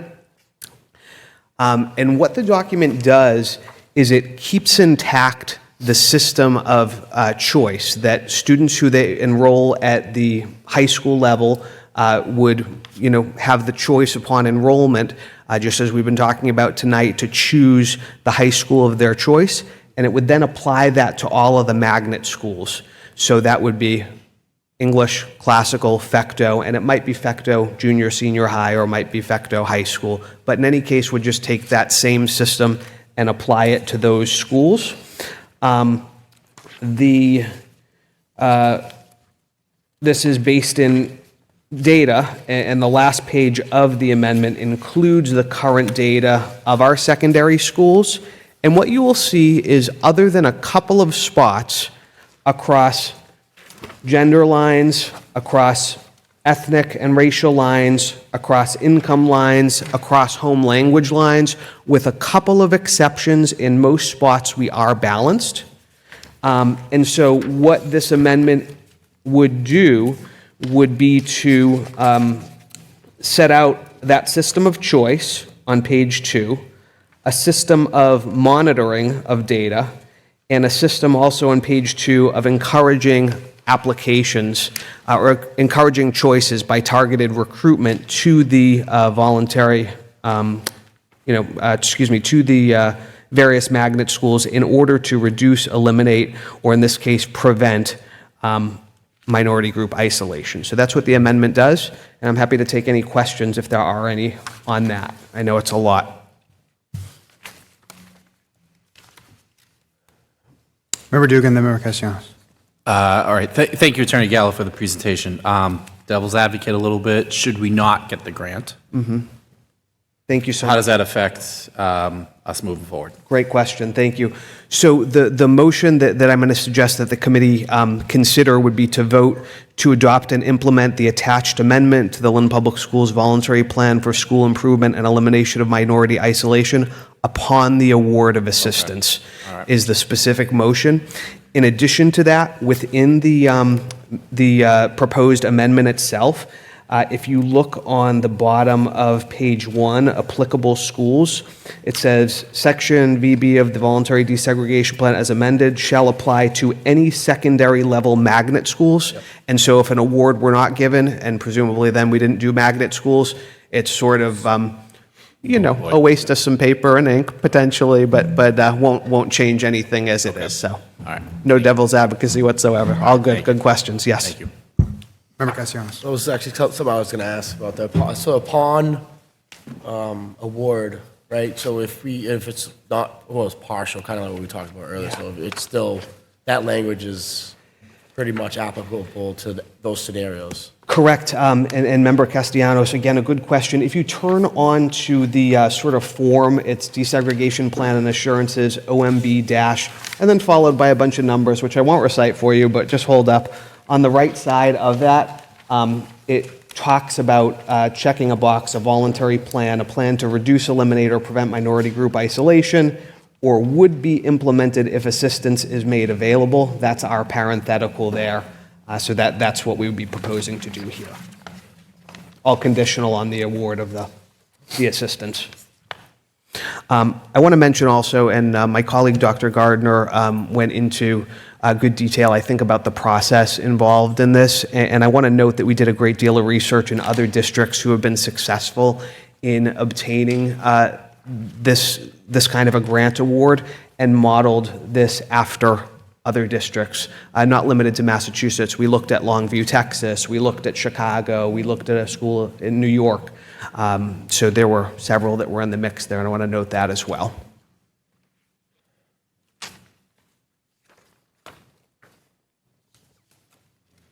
Any other questions from the committee?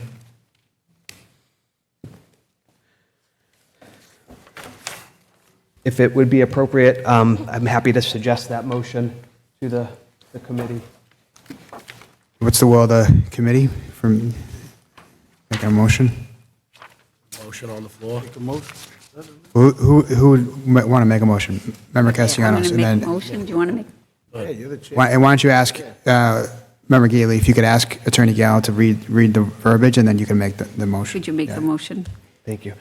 So the motion would be to adopt and implement the amendment to the Lynn Public Schools Voluntary Plan for School Improvement and the Elimination of Minority Isolation, Section 5-B, Magnet Schools, upon the award of assistance. So moved. So, second? Yep, okay, roll call, please. Member Castellanos? Yes. Member Dugan? Yes. Member Gately? Yes. Member Pena? Yes. Member Reed? Aye. Yes. Member Satterwhite? Yes. Mayor Nicholson? Yes. Thank you. Next item is a vote to support the Magnet Schools Assistance Program grant submission. And so this is the second document that you have in that yellow folder, Lynn Public Schools, Lynn School Committee Magnet School Assistance Program Grant Resolution. And it starts with whereas, and that's the document that you have there. This is a vote to support the application of for the grant for those 3 schools, and also to authorize the superintendent or her designee to sign what is called the desegregation plan and assurances form that I referred to earlier in response to Member Castellanos' question. So I'm happy to let members read through this, or if it would be appropriate to recite it into the record, whatever the proper thing to do is here. And of course, happy to answer any questions. Let me read it. Sure, yeah, go ahead. I'm just going to read it.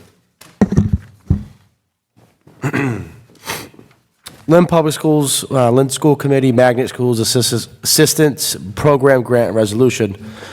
Whereas on April 25th, 2024, the Lynn School Committee voted in favor of the following resolution in support of the creation of up to 3 magnet schools through applying for a federal Magnet School Assistance Program grant. And further, voted to adopt and implement the attached amendment to the Lynn Public Schools, a voluntary plan for school improvement and the elimination of minority isolation, Section V-B-Magnet Schools, upon the award of assistance, and further voted to authorize the superintendent of the Lynn Public Schools or her designee to execute the desegregation plan and assurances form OMB-1855-0011. Whereas magnet programs aim to eliminate, reduce, or prevent minority group isolation in elementary schools and secondary schools with substantial proportions of minority students, while strengthening students' knowledge of academic subjects and their attainment of tangible and marketable career, technological, and professional skills. Whereas these federal Magnet Schools Assistance Program grants support the establishment and operation of theme-based magnet programs that promote racial and ethnic desegregation of public schools by supporting the elimination, reduction, and prevention of minority group isolation. Whereas magnet programs support the development, implementation, and expansion of magnet school programs that assist in the achievement of systemic reforms and provide all students with the opportunity to meet applicable academic standards. Whereas magnet programs support the development, design, and expansion of innovative educational methods and practices that promote diversity and increases choices in public schools and public educational programs. Whereas magnet programs support improving the capacity of local educational agencies, including through professional development, to continue operating magnet schools at a high performance level, even after federal funding for the magnet schools ends. Whereas implementation of courses of instruction within magnet schools substantially strengthen students' knowledge of academic subjects and their attainment of tangible and marketable career, technological, and professional skills. Whereas the funding amount available is up to $15 million over a 5-year award period.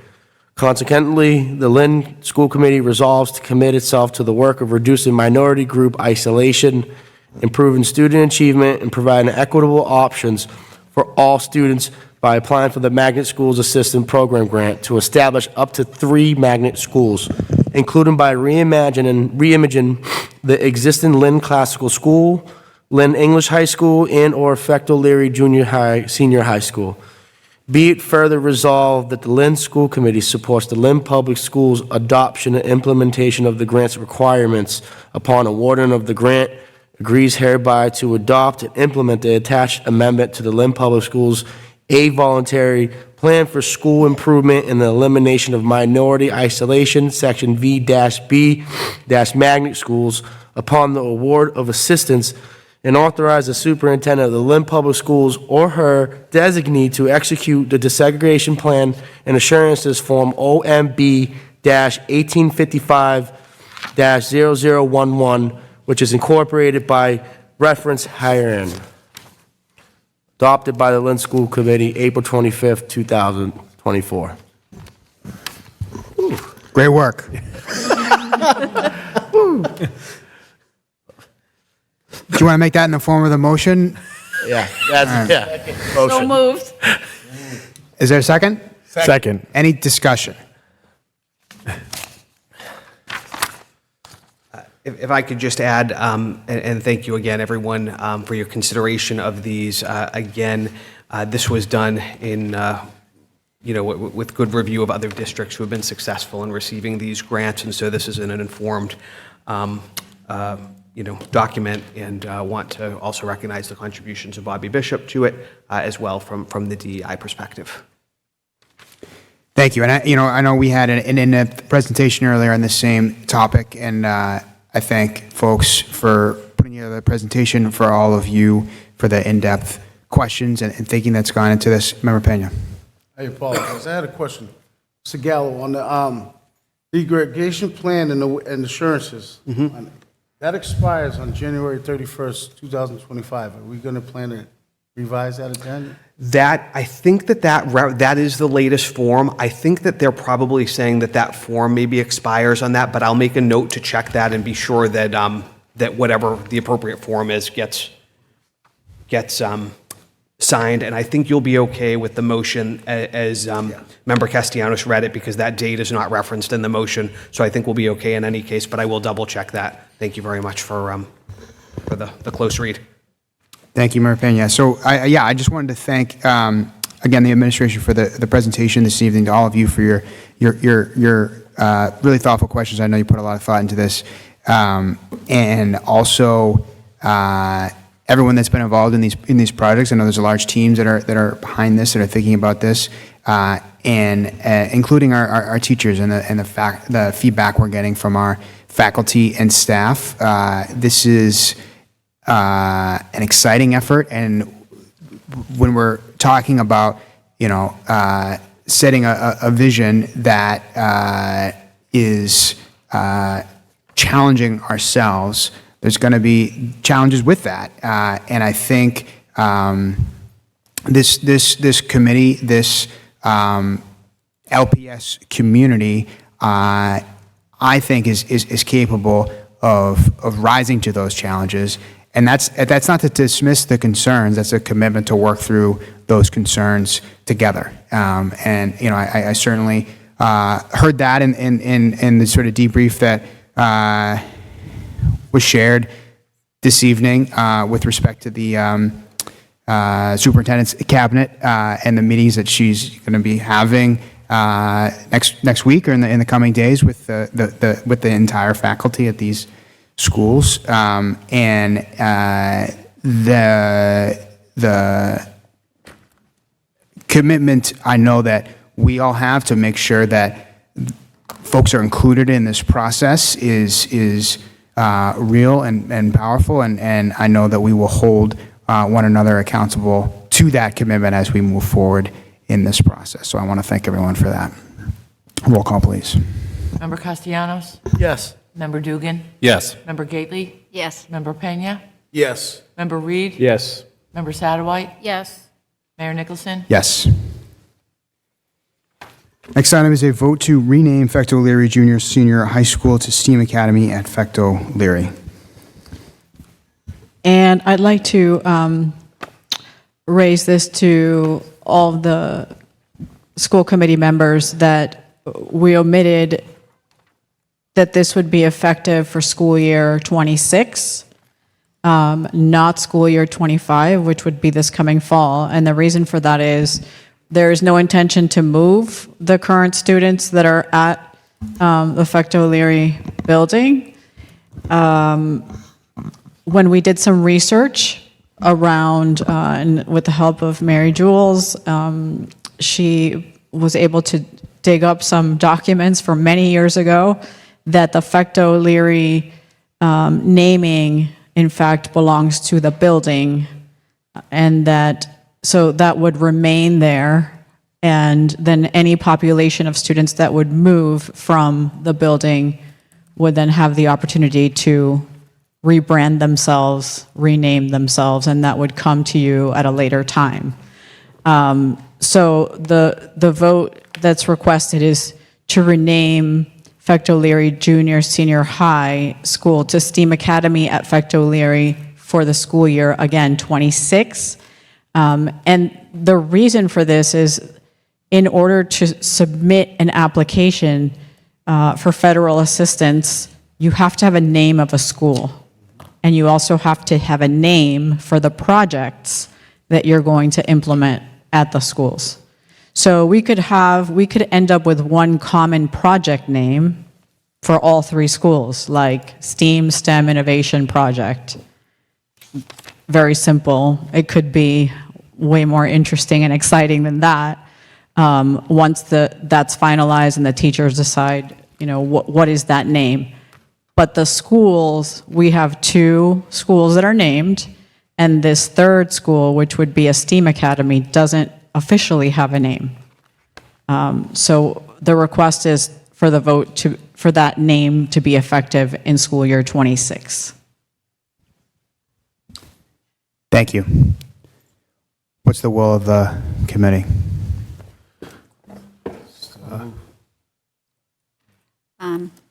I make a motion to rename Fecto Leary Junior Senior High School to STEAM. Fecto Leary Junior Senior High School to STEAM Academy at Fecto Leary. Second? Is there a second? Second. Any discussion? I just want to, Member Dugan. I would just add to the motion effective 2026. Yep. Did I say 26. Friendly amendment. You did it. Member Gailey, 26. School year 26. Yep. Member Reed. I just had a quick question.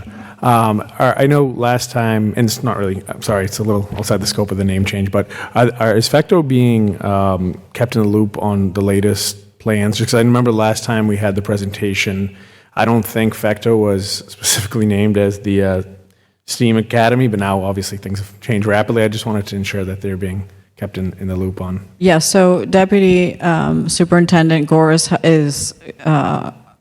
has been in contact with the principal, and I actually spoke to her yesterday and explained this exact item, and that the omission had been really that it needed to say school year 26, and that's how I would request that it move forward this evening. Thank you. Any further discussion? I just want to add that in addition to thanking all the folks that have worked on the magnet specific project, the STEAM Academy team has been doing great work, and now that's kind of included in this broader effort. But I want to specifically thank those folks. I also want to thank the Fecto Leary community who do incredible work in our district, and we're so proud of them and what they do. And I think we're in a position where we have to take a really hard look at our capital assets, the building space that we have, because of the tremendous growth in the Lynn Public Schools, and have some opportunities for some exciting programming. And we really appreciate everyone helping us think through how we maximize the utilization of our space. And we're doing that in addition to really honoring and valuing the work of that junior senior high school, which will continue to do great work. And I know that they'll continue to have those conversations about how we can best support them, because they have a really special community there. Roll call, please. Member Castellanos? Yes. Member Dugan? Yes. Member Gately? Yes. Member Pena? Yes. Member Reed? Yes. Member Satterwhite? Yes. Mayor Nicholson? Yes. Member Gately? Any votes taken in the Building and Grounds Subcommittee meeting? Yes, there was a motion. It was approved and moved to the committee to approve the National Grid request to access an electrical pole on Reed property. Is there a second? Second. Roll call, please. Member Castellanos? Yes. Member Dugan? Yes. Member Gately? Yes. Member Pena? Yes. Member Reed? Yes. Member Satterwhite? Yes. Mayor Nicholson? Yes. Next is communications and information. Thank you. So on April 8th, we received superintendents that were a specific group, a selected group of superintendents were notified by DESE of an updated district ranking for two purposes related to Commonwealth charter schools. One was award decisions by the board, elementary and secondary education during the 2024-2025 charter application and charter amendment cycles. And the second was a determination of net school spending, charter school caps for charter school enrollment during the 25-26 school year. School year for us, right? We always say funding year 26.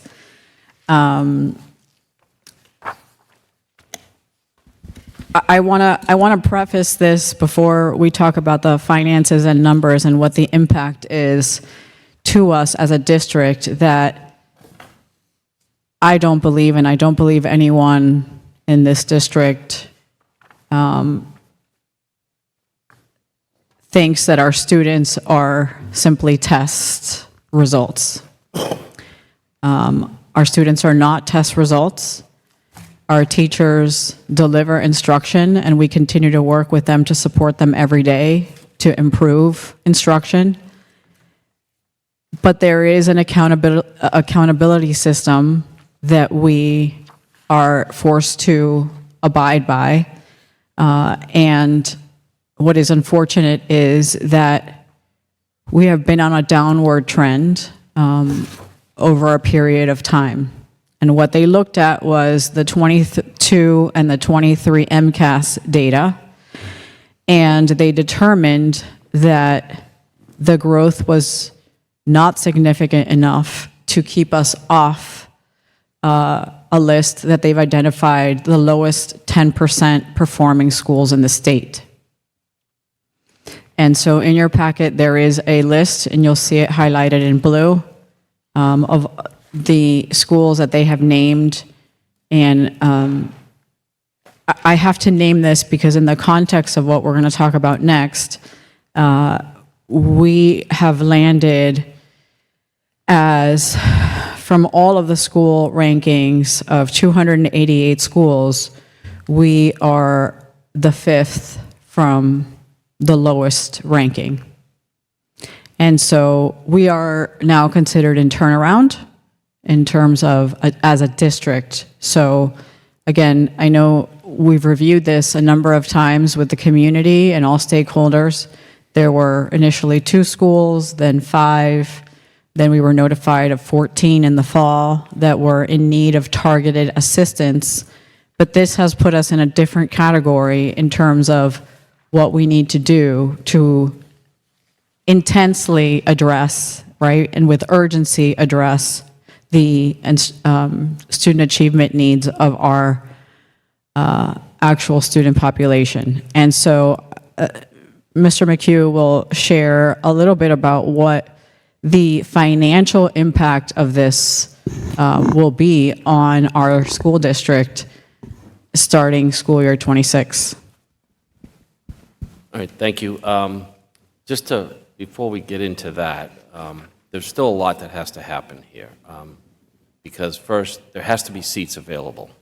Okay, so, I know we have KIPP Academy, but if they don't have seats available, it'll be difficult also to impact as well. Unless another charter school is trying to open up in the city of Lynn, then you could increase and go up higher on the cap. So it's not, they just give them more money. It's based on the student enrollments as the way it works. So, I preface the remarks that, yes, should something happen in over the next year or two, could we see an increase in what we're going to lose and give towards charter schools?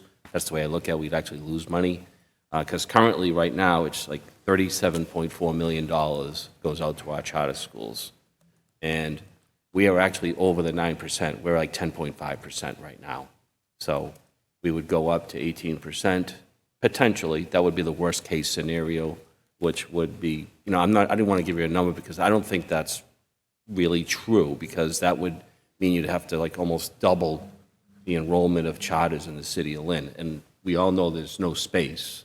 So they would have to somehow open space and get that going. Could it happen? Yes. But it could have a financial impact if they can find more seats within their school, or they put an expansion on their building, and then we could have that financial impact going forward, which the city has to pay every year as part of it, which would probably reduce potentially what we would be getting for the school side for our budget. And we will be talking budget on May 9th. So, we got $9 million less than we got last year, so that has an impact right off the bat. So when you start seeing that happening, things like this could compound it to make it even a little more difficult in the future years, as I think the superintendent mentioned earlier, that the next few years, could be a little tough. And, we're trying to work through that as we speak, and, we'll hold off to the 9th to talk about the budget and all that information. You'll have more on that. But for today, I think it's more of just, okay, this could happen. And because I have no idea what that number would be. It could be 14%, it could be 13%. It's all about the availability of seats. And that's the way I have to look at it. So there's more information coming out in May that'll kind of refine this. And I think I'll be, trying to get that information as well. And if we have updates, we can bring it back to you as we go forward, especially through the end of this year or into next fall, as information becomes. I've already reached out to DESE, and they sent me something at 5 o'clock tonight, but I have questions about what they sent me, so we're trying to work through that as well. So just an overview for tonight, okay? And if there's any quick questions, I can gladly answer them. Yeah, no, thank you, Mr. McHugh. I just want to add, like you said, I think we can talk more about the finances specifically in the budget conversation, but, I do think it is important. I appreciate the administration sharing this with you all. I think it's an important communication for us to be aware of. I strongly believe that our teachers, our staff, all of our educators, our administrators are deeply committed to getting our students the education they deserve. And we have talked about this as a community many times, about the impact the pandemic had on our community, the disproportionate impact that a city like Lynn, filled with essential workers living in close proximity, had on our community. And that was why the MCAS didn't happen, and why that it was sort of delayed the way these scores were going to be used like this. The first year of scores that were used, you recall, most of that school year, our students were wearing masks.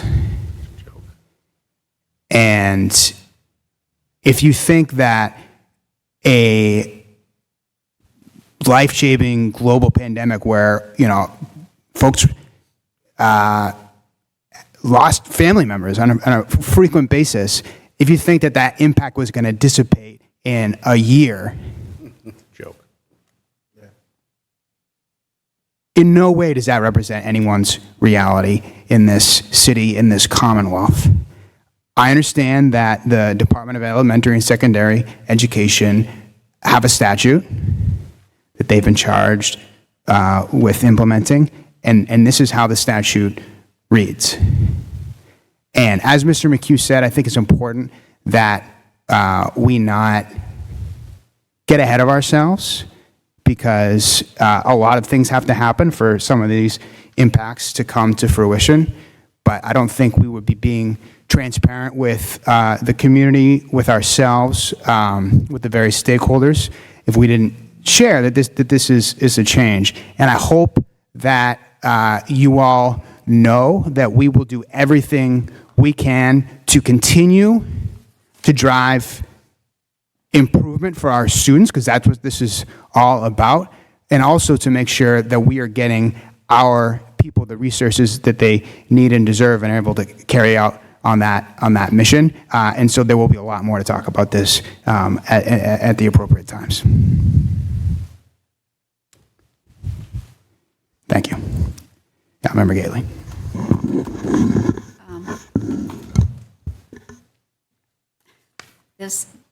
This is really a sad day for me.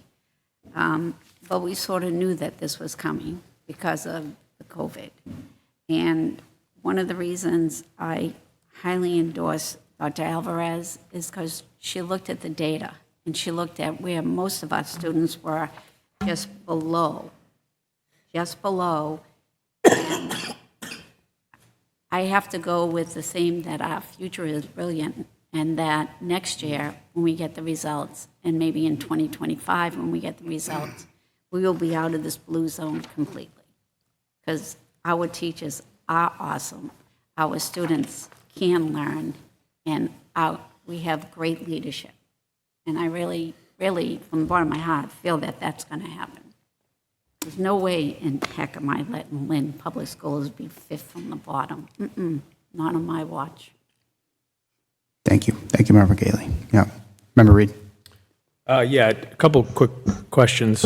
So is it based on the availability of seats, or how many of the seats are filled at the charter schools? I don't know if It's filled, but it has to be available. Right.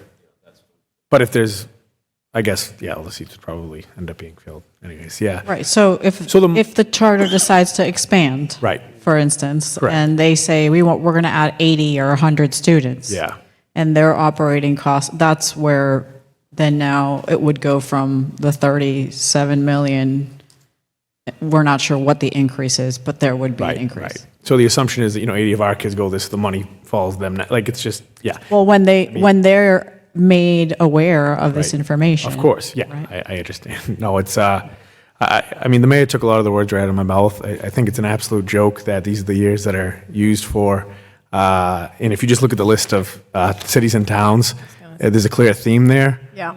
And it's I was going to say that. It's the cities and towns that had a disproportionate impact because of COVID, who were doing pretty okay before that. So I just want to, I hope we can all continue to advocate the higher levels for alternative, alternative measures. I mean, it's just, it's unacceptable, and it's not reflective of what our students or what our teachers do. So, yeah, that's. Thank you. Thank you. All right, yeah. So just following this conversation, the superintendent's report is really about, you have one additional sheet. Thank you, Mr. McHugh.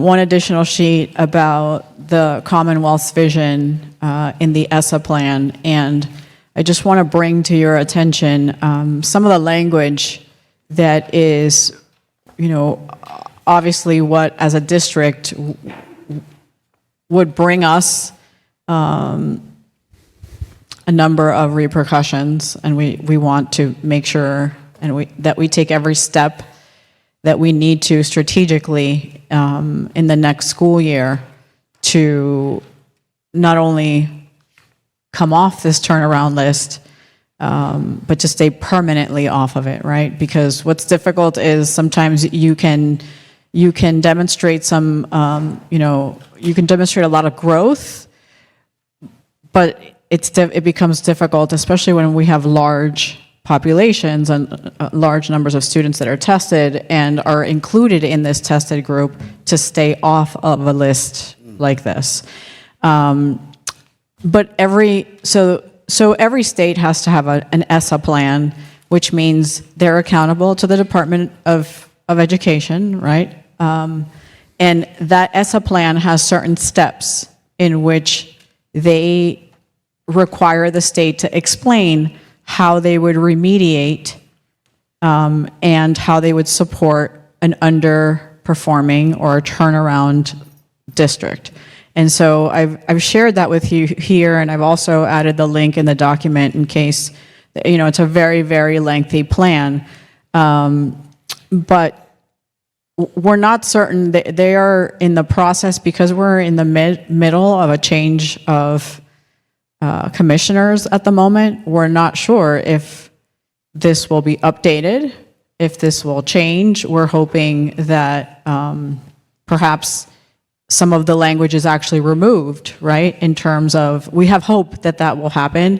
I actually remember Rita and I discussed this a little bit, but until it happens, the 2017 plan that was submitted to the Department of Education is still in effect. And so if you turn the page, I just want to the back, there are 3 bullet points really where it's highlighted, and this comes directly from the language in the Mass DESE ESSA submission plan. And one is that they're providing low-performing schools direct expert assistance, funding, research-based resources, preferred access to professional development. These might include coaching, professional development focused on instructional leadership and curriculum development, planning and program implementation support, and data analysis assistance. We haven't been notified of any of these actual immediate actions as of now. We had received a targeted assistance grant that we shared back in the fall to support our 14 schools that are in need of assistance, but my assumption is that there will be more language around what actually will happen next. Every month, the leadership team meets with DESE, and I imagine one of the next steps in conversation will be, what does this actually mean for our district, so that we can share with everyone what those steps are. The second is the concerning one, which is the intervening and chronically underperforming districts and schools, in instances where all other avenues to implement ambitious and accelerated reforms have been exhausted in turnaround schools and districts. And when is it in the best interest of students, the state will place districts and schools under state receivership in accordance with the state law. At present, when this was written, there were only 3 schools. It says 3 districts and 4 schools under receivership. That has changed over time. However, they haven't removed the entire language of what would happen where a state actually monitors you in a way where you have no choices and governance changes, right? We've all read about other districts whether it's in Mass or somewhere else where this has happened. And we definitely want to stay away from any of those types of restrictions in our school district. And the last one is supporting districts in establishing alternative governance structures for low-performing schools that struggle to make rapid improvements in student achievement. Some of those can be innovation partnership zones, keep schools within district's control, but allow for additional autonomies that may be necessary for persistently low-performing schools. They give an example here, and what came to my mind was, if we're able to actually submit an award, be awarded something like the MSAP grant, that would meet some of these requirements, because this is technically what we would call redesign, right? How would we redesign an environment without having takeover or control by the state, and still meet the Department of Education requirements? So I just want to bring this to everyone's attention because, again, there are so many concerns embedded in this, and we'll be sharing with school staffs what the potential impact, as we did, even this morning I shared this with our school principals. It's important for them to know, right, what is involved in terms of what is at risk here if we are not looking and following where we have a very strategic plan, again, currently in place by the academics team, but we're looking to further refine that for next school year based on what we already know. Our district data identifies that we have not served our minority students and specific subgroups as required. Aside from the strategic interventions described and developed in the DESE, in the Student Opportunity Act document initially created in 2021, we will continue to seek other grants, both local and federal, as suggested by DESE, to supplement Lynn's Chapter 70 allocation for school year 25. That will include the federal request for assistance from the Office of Innovation and Improvement from Department of Education to design and implement innovative programming. Without that funding from a potential future award from a Magnet Program Assistance Grant, the creative programming we seek for our students will not have a funding source as we project Chapter 70 budgets for the next 2 school years. As we know that they would be very, very tight, and we would have to make sure that we use our resources, to their fullest extent. It would be difficult to find additional sources without grant funds or external sources to fund anything like a STEAM Academy should we not receive any federal assistance. At today's secondary teacher cabinet meeting, the teachers expressed the need for additional information and clarity on the why, and we should pursue federal funds for innovative programs and the current state of our district finances.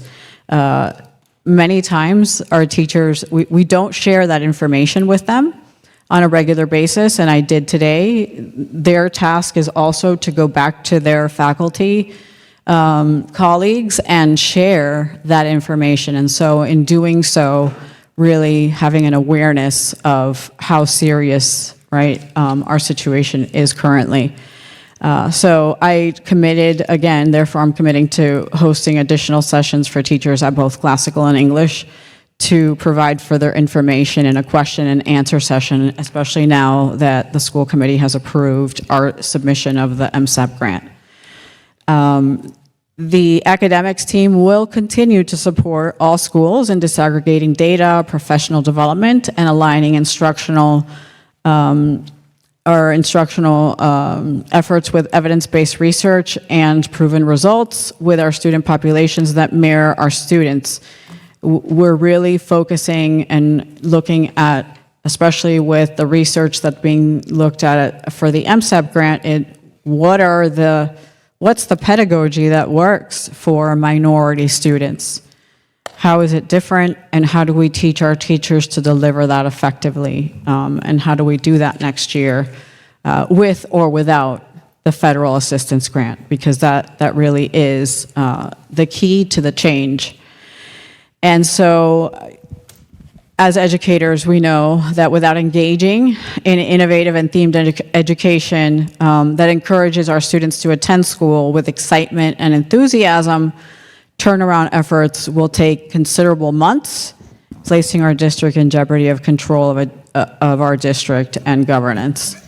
And so I appreciate all of the school committee members, your support, and all the questions this evening for us to be able to move forward and hopefully submit a stellar application in which we are awarded a good amount of funding to be able to make some of these changes. So, thank you. Seeing nothing further on the agenda, Motion to adjourn. Second. all in favor? Aye. Opposed? We adjourn.